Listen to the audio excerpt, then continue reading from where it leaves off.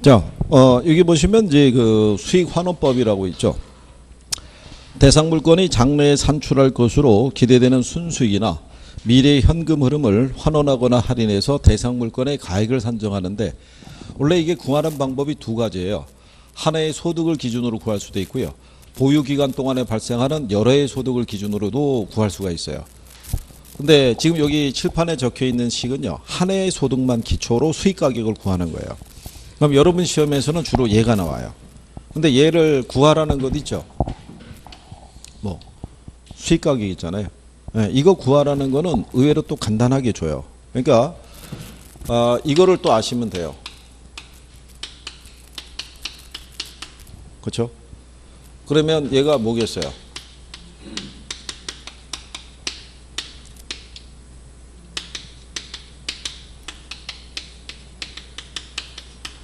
얘가 얘예요. 얘가. 그래서 시험에서 어떻게 해줬냐면요. 가능 총소득을 갖다가 5천만 원 줬어요. 5천만 원 주고요. 공시를 몇 프로 줬냐면요. 5% 줬어요. 그럼 5천에 5%면 얼마 되고 있어요? 250이죠. 그럼 얘가 얼마 나오겠어요? 그러니까 여기서 이제 영업경비를 공제하는데요. 경비 항목으로 뭐 줬냐면요. 유지관리비.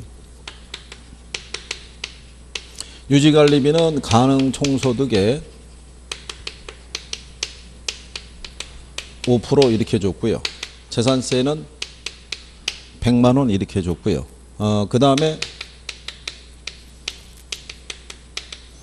부채 서비스액이 100만 원, 감가상각비가 50만 원, 뭐 이렇게 준 거죠. 그리고 환원 이율은 5%, 기대 이율은 4%. 이렇게 이제 항목을 주고 수익 가격을 구하라고 출제한 거예요. 이렇게 해서.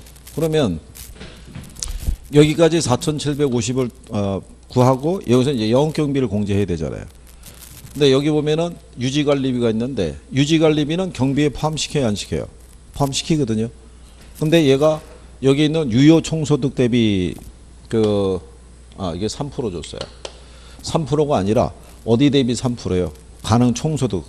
유효총소득 대비 3% 주면은 4,750에 3% 그러면은 암산으로 계산이 안 나와요. 그러니까 5천에다 대입한 거예요. 5천에 3%면 얼마겠어요? 150이잖아요. 재산세는 경비로 들어가요, 안 들어가요? 재산세는 들어가죠. 보유세니까. 소득세가 안 들어가는 거예요, 소득세가. 재산이 들어간다고. 그러면 요거 두 개 계산하면 250이죠. 부채 서비스액은 들어가요, 안 들어가요? 공부 소감했으니까 안 들어가잖아요. 감가상각비도 들어가요, 안 들어가요? 안 들어간다고요. 그러면 여기서 공제할 거는 이거밖에 없는 거예요. 그러니까 출제자가 맞춰놓은 거예요, 숫자를. 그러면 여기에 4,500 나오잖아요. 그렇죠? 그럼 여기에 기대율과 환원율이 있으면 뭐를 적용해야 돼요? 여기 뭐라고 돼 있어요? 환원율을 쓰는 거예요, 이거. 얘를 0.05로 할인하는 거예요. 할인이니까 소수로 바꿔야 되니까요. 100분의 5니까. 그럼 이거 할인하면은 금액이 얼마 나오냐면 9억 나온다고요. 그래서 이게 기출인데, 그래서 이 문제의 답이 9억 원이었다고요. 무슨 말인지 아시겠어요? 작년에 이런 식으로 나온 거예요. 이게 계산 문제가. 그러니까 의외로 요 경비 항목 정도 잘 알면 그렇게 어렵지 않게 풀 수 있는 그런 유형의 문제죠. 대입할 때. 기대율은 들어가는 게 아니죠. 아까 우리가 임대료 구할 때 적산법에서 기대율을 쓴 거고, 여기는 무슨 이율을 써야 돼요? 환원 이율을.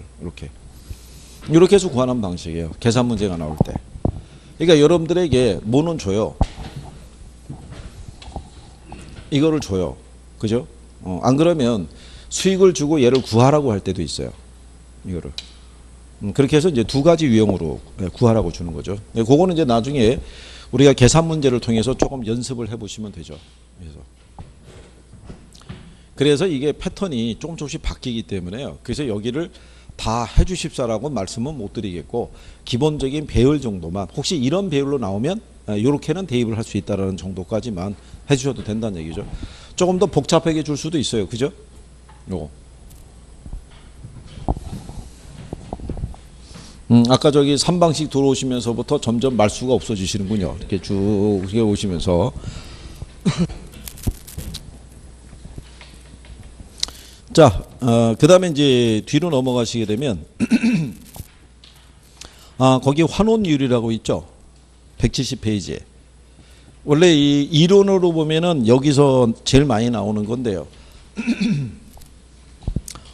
여기서도 그 뭐만 좀 기억하시면 되냐면요. 투자 결합법 있죠. 환원율을 구하는 방법에서 시상한 수익 방식에서는 얘가 제일 중요해요. 이론으로 보면. 근데 환원율을 구하는 방법에서요.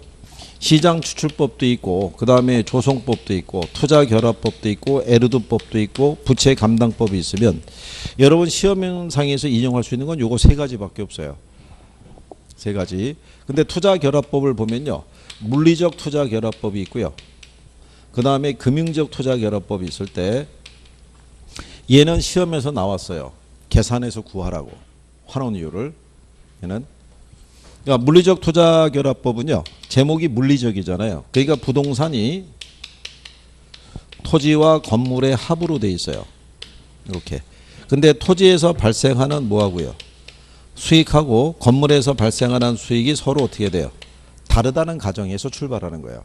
그러니까 토지에서 발생하는 수익을 근거로 토지의 수익률을 구하고 건물에서 발생하는 수익을 근거로 건물의 수익률을 구해서 가중 평균하면 전체적인 수익률을 계산할 수 있다는 거예요. 그래서 얘가 구할 때 어떻게 구해주냐면요. 종합환원율은 토지 비율에다가 토지 환원율을 곱하고요. 건물 비율에다가 건물 환원율을 곱해서 계산을 해요. 이렇게. 근데 요 비율을 다 준다 안 준다? 다 줘요.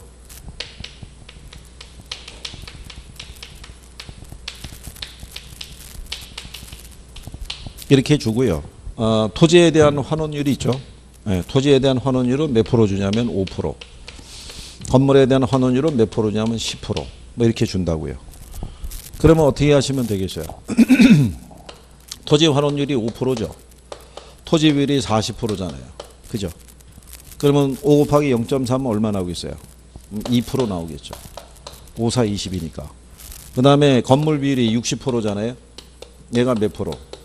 그럼 10에다가 0.6 곱하면 몇 프로 나오겠어요?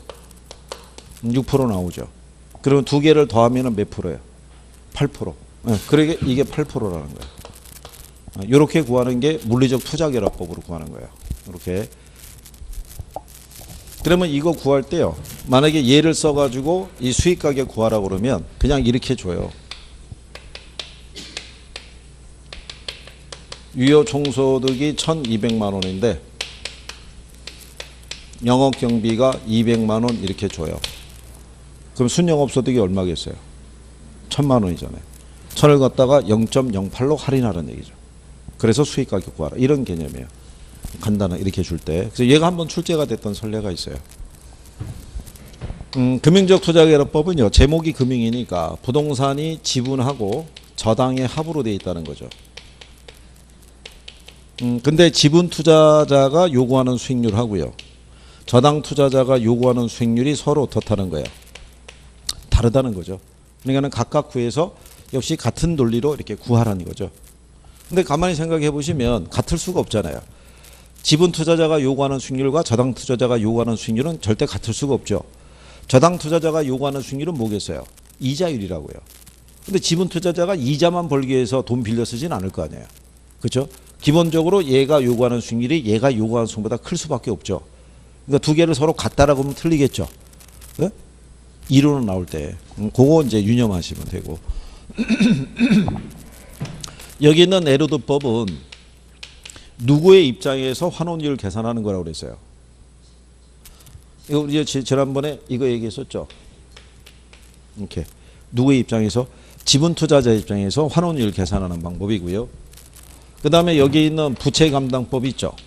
이거는 누구의 입장에서? 이거는 저당 투자자 입장에서. 그러니까 이 안에서 저당 투자자 입장에서 환원율을 구하는 유일한 방법은 이거밖에 없어요. 뭐밖에 없다?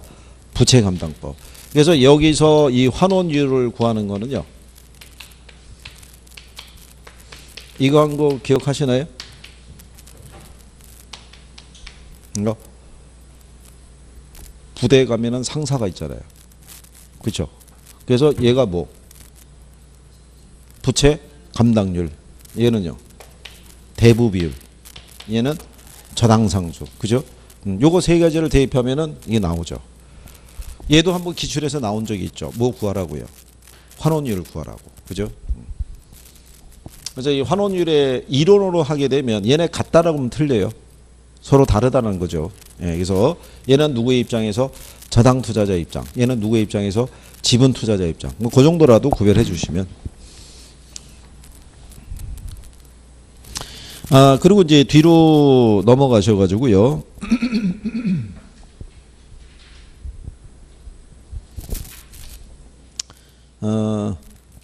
173페이지에 가면 물건별 평가라고 있는데 이거 저기 거기는 별표 하나 하셔야 돼요.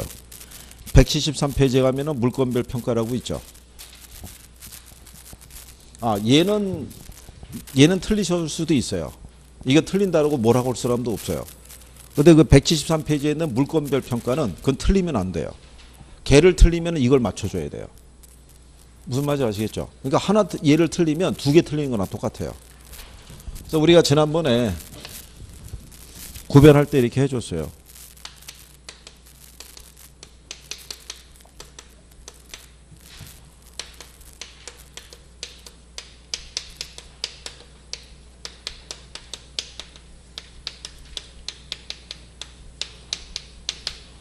요 문장 해드린 거 기억하시죠? 선원의 소원은 비싼 거부터 나오는 거예요. 항공기도 갖고 싶고 건물도 갖고 싶고 건설기에도 갖고 싶다는 거죠. 그죠? 그래서 여기 선이 뭐겠어요? 선박 몇 톤 이상? 20톤 이상인 거예요. 혹시 뭐 지문에 약 10톤에 뭐 예를 들어서 범선 이런 거 나오면 틀리는 거예요. 몇 톤이라고 그래야 돼요? 20톤 이상. 여기 소가 뭐겠어요? 네, 이게 소경목림이에요. 지름이 작은 묘목이 있죠. 이 소원은 항공기, 건물, 건설기를 갖고 싶다. 이들이 다 무슨 법으로 구하는 거예요? 다 원가법으로.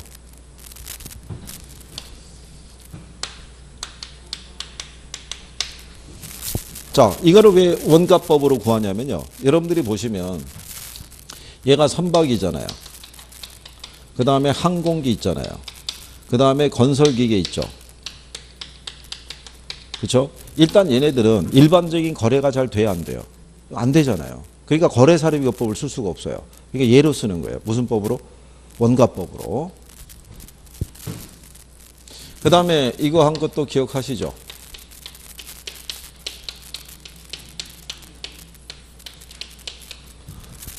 광이 뭐예요? 광업재단. 공은 공장재단. 영은 영업권 얘기하는 거예요. 얘들은 다 무슨 법으로? 수익환원법으로 구하는 거예요. 그 다음에 이거 기억하시죠?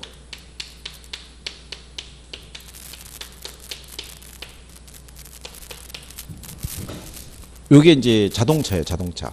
자동차인데 우리가 이제 문맥상 저거 이렇게 한 거죠. 저거 과거에 뭐 했다고요? 동거했다고. 그 표현은 좀 거칠지만 우리가 살기 위해서 이렇게 했다는 거죠. 여기 과가 뭐예요? 과수원, 과수원. 동산, 동거는 동산. 그러니까 과수원과 동산은 무슨 법으로? 거래사례비교법이에요. 임대료는 무슨 법으로요? 임대사례비교법. 그렇죠? 그리고 이제 이런 거는요. 토지가 있고 건물이 있을 때 건물은 원가법으로 구해요. 그죠? 토지는 뭐로 구하냐면 공시지가 기준법으로 구하죠. 근데 얘네 둘을 일괄해서 할 때는 무슨 법 쓴다 그랬어요? 둘을 같이 평가할 때는 거래사례비법. 요거는 이해를 하셔야 돼요. 일괄해서 할 때는 왜 거래사례비법을 쓰냐면요. 이렇게 토지하고 건물이 결합되어 있는 상태에서 토지만 따로 거래하거나 건물만 따로 거래하는 사례는 구하기가 오히려 힘들어요. 대부분 거래하면 같이 거래가 이루어지겠죠. 그래서 일괄해서 할 때는 뭐를 쓴다? 거래사례 비급을 쓴다라고 생각하시면 돼요. 그래서 이제 물건별 평가에서는 그런 정도 뭐 기초로 하시면 될 거예요. 임대료는 임대사례 비급법으로 구하시는 건 아시죠? 성이 같다고 그랬으니까. 그래서 이거 출제할 때요. 뭐 이렇게 해서 나오는 거예요. 건물을 거래사례비급법으로 구한다 그러면 틀리잖아요. 여기 있는 건설기회를 거래사례비급법으로 한다 그러면 또 틀리잖아요. 그죠? 임대료를 구하는데 이거 적산법으로 구한다면 틀리잖아요. 이게 다 이렇게 출제한 거예요. 이렇게 회차를 바꿔서. 그러니까 여러분들이 여기에 대한 거는 나오면 무조건 맞춰주셔야 돼요. 무조건.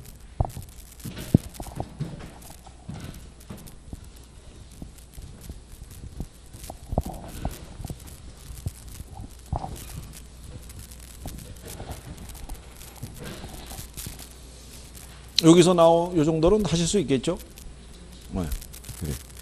그 다음에 이제 가격공시 제도라고 있는데요.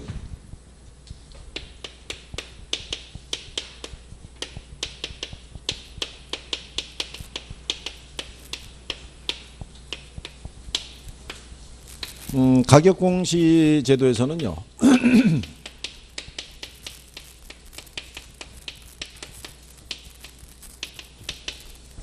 이렇게 세 가지를 공시해요. 토지하고요, 주택하고요, 그 다음에 비주거용 부동산 있죠. 그러니까 비주거용 부동산은 뭐 얘기하냐면요. 상가라든가 오피스텔이라든가 또는 공장이라든가 이런 애들 있잖아요.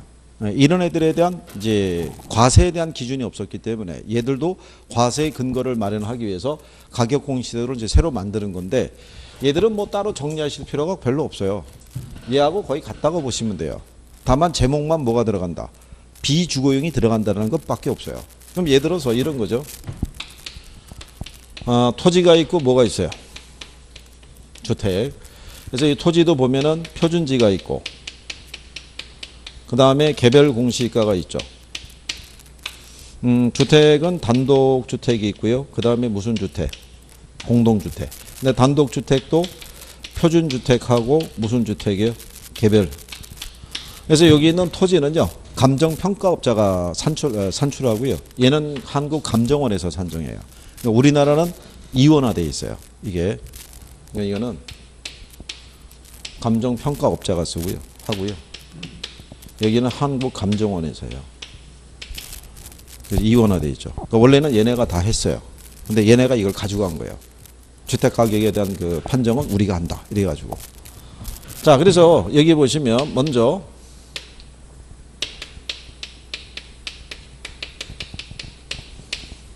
공시기준일 있죠. 네, 공시기준일은 다 1월 1일이에요. 이게 결정 공시일이 틀려요. 그래서 얘가 며칠이냐면 2월 말이래요. 그래서 개별 공시가는 언제 산정하냐면요. 5월 31일까지. 요거는 결정 공시일이에요.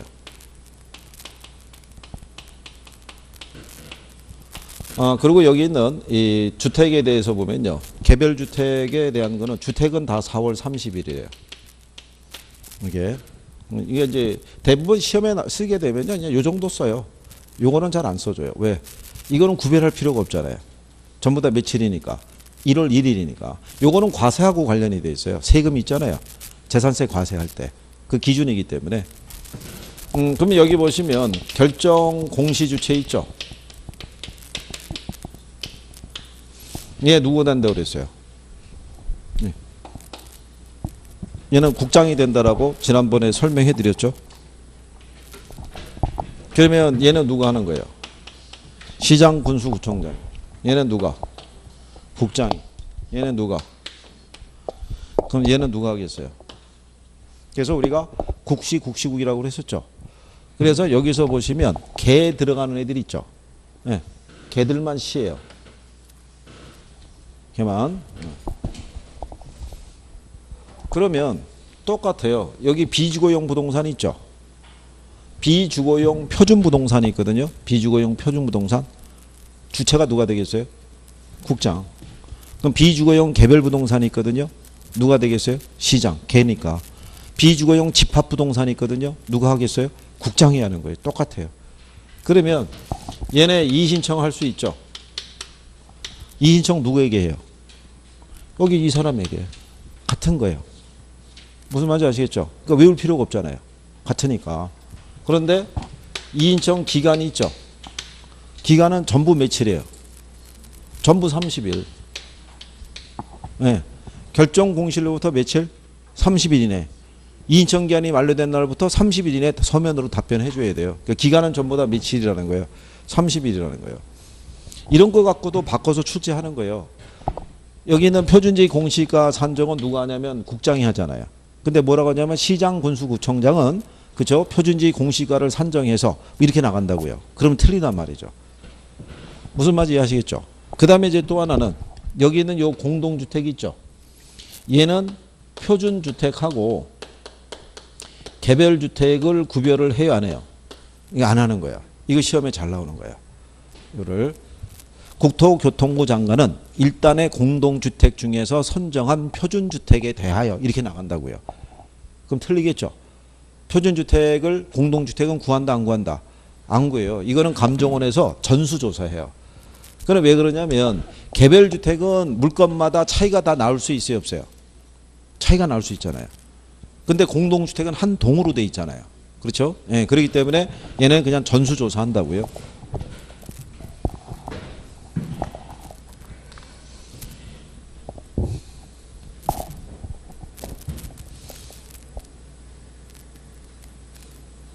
거기에 여러분들이 자 박스에 보시면 토지가격 공시라고 돼 있죠.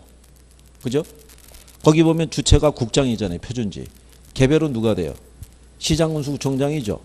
그 다음에 주택을 갔더니 자 단독 중에서 표준은 국장이 하고 개별은 시장군수구청장이 하죠. 공동주택도 국장이 하죠. 근데 그 밑에 가면 마지막에 비주거용 부동산 가격 공시라고 돼 있죠. 그러니까 표준은 누가 해요? 국장이 하죠. 개별은 누가 해요? 시장군수구청장이 하죠. 비주거용 집합부동산 가격은 누가 한다? 국장이 하잖아요.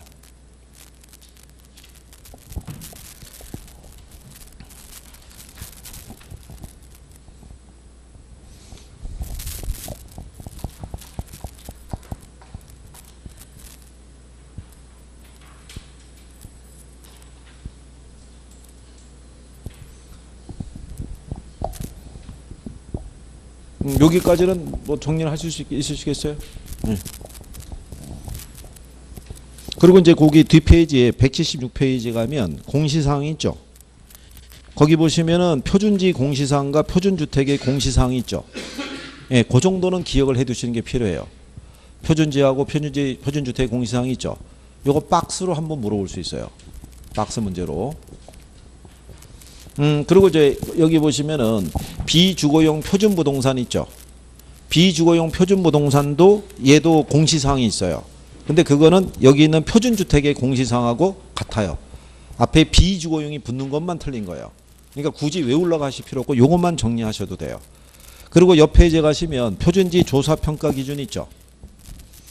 예, 거기 가시게 되면 2번의 실제 용도 기준 평가예요. 표준지의 평가는 공부상의 지목에도 불구하고 공시기준일 현재 이용 상황이죠. 공시기준일이 언제라고 그랬어요? 1월 1일. 네, 저때 이용 상황 기준으로 하는 거예요. 공시 현재 이용 상황. 그러니까 공시기준일이라는 게 결국 얘네의 기준 시점이라고 생각하시면 돼요. 이 자체가. 거기에 명시되어 있지만. 그리고 나지 상정 평가죠. 지난번에 우리가 설명해 드렸죠. 나지 상정 평가라는 건요. 우리가 왜 토지의 평가를 하게 되면은 나지 상태를 가정하고 평가하도록 돼 있잖아요. 그죠? 일종의 무슨 평가라고 그랬어요? 조건부 평가. 조건부 평가를 할 수 있는 경우는 법령에 다른 규정이 있을 때 있죠. 이건 법의 규정이 있는 거거든요. 표준지 공시가를 산정할 때는 지상에 만약에 이 토지의 사용 수익을 제한하는 건물이나 뭐 지상권 등이 설정이 돼 있으면 없는 거로 보고하라는 얘기예요. 그러니까 그리고 개발이익을 반영해서 평가하도록 되어 있어요. 단 개발이익은 공시기준일 현재 이게 현실화 구체화되어 있어야 돼요. 그랬을 때 개발이익을 반영해서 뭐 할 수 있다? 평가할 수 있다 이런 얘기예요. 그 다음에 이제 요것은요. 여기 개별 공시가 있죠. 얘가 공시기준일 이후에 분할 또는 뭐가 되면 합병이 된 토지를 그러면 다시 공시해야 되잖아요. 그죠? 예, 그러면 1월 1일부터 예를 들어서 6월 30일까지 이렇게 되는 애들은 며칠을 기준으로 7월 1일 기준으로 다시 공시하는 거예요. 무슨 말인지 아시겠나요? 그럼 그 얘기 뭐냐면 얘가 공시 기준일이 5월 31일이잖아요. 그죠? 예, 5월 30일이면은 6월 1일부터 6월 30일까지가 이의신청 기간이잖아요. 그럼 여기서 이의가 문제가 생겨서 다시 결정 공시한 애들이 있겠죠. 예, 걔들 묶어서 며칠 날 하라는 거예요. 7월 1일 날, 7월 1일 날. 근데 여기 있는 주택 있죠. 예, 주택도 이런 경우가 발생할 수 있어요, 없어요? 있을 때 얘네는 여기 있는 결정 공실이 4월 30일이잖아요. 그러면 4월 30일이면 5월 1일부터 5월 31일까지가 이의신청 기간이잖아요. 그러니까 여기서 만약에 수정할 애들이 있으면 모아서 언제? 얘는 6월 1일이라고요. 그러니까 주택가격은 만약에 분할 합병 등에 무슨 문제가 있어서 다시 결정 공시해야 되면은 며칠을 기준으로 얘는 6월 1일, 얘는 며칠이에요? 7월 1일이라는 거, 7월 1일. 그러니까 뭐를 조금은 기억해 두시는 게 필요해요. 결정 공실이 언제냐. 그럼 거기서 이의신청 기간 한 달을 빼고 난 그 다음 날을 생각하시면 돼요. 이것도 시험에 한번 나온 거예요. 6월 1일인데 7월 1일이라고 바꿔서 한번 냈어요. 지문으로 한번 나온 거죠. 뭐 그 정도까지 이제 하신 거죠. 그럼 이제 뭐 나머지 추가되는 거는 저희가 이제 문제를 통해 가지고 이제 확인 한번 해보시는 거고요. 그리고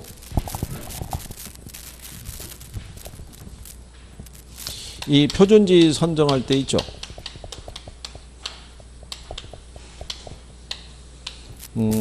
표준지 선정할 때 이 국공유지 있죠. 네. 얘를 기준으로 표준지 선정할 수 있어요, 없어요? 국공유지. 네? 우리가 표준지를 선정할 거 아니에요. 선정할 때 일정한 지역에 가게 되면 지역마다 국유지, 공유지가 있을 거 아니에요. 얘들을 기준으로 표준지 선정할 수 있어요, 없어요? 네? 이건 안 되는 거예요. 이 국공유지는요, 대부분 잡종지도 많고 넓게 면적이 포진되어 있다고요. 그러니까 얘를 표준지로 선정하기 힘드는 거예요. 무슨 말인지 아시겠죠? 그래서 국공유의 토지는 원칙적으로 뭐로? 표준지로 선정하지 아니한다, 이런 얘기예요. 그러니까 이제 잘 모르시면은, 자, 원칙적으로 국공유의 토지를 표준지로 선정을 해야 된다. 그럼 틀리다는 얘기죠. 그래서 여기서 나오는 것들은요, 대부분 뭐만 조금 하실 수 있으시면 돼요. 기출에 나왔던 지문만 조금만 확인을 하셔더라도 무난하게 답을 풀 수 있는 거죠. 이쪽은. 그러니까 뭐 크게 걱정하지는 않으셔도 된다. 뭐 이런 얘기죠. 자, 그래서 여기까지 요약집에 대한 거를 이제 전부 이제 구성을 해본 거죠. 자, 그래서 일단 뭐 수업은 마무리를 해드리고요. 뭐 궁금한 게 있으시면은 물어보시는 걸로, 그죠? 자, 어쨌든 오전 수업은 여기까지 하겠습니다. 고생하셨습니다. 수고하셨습니다.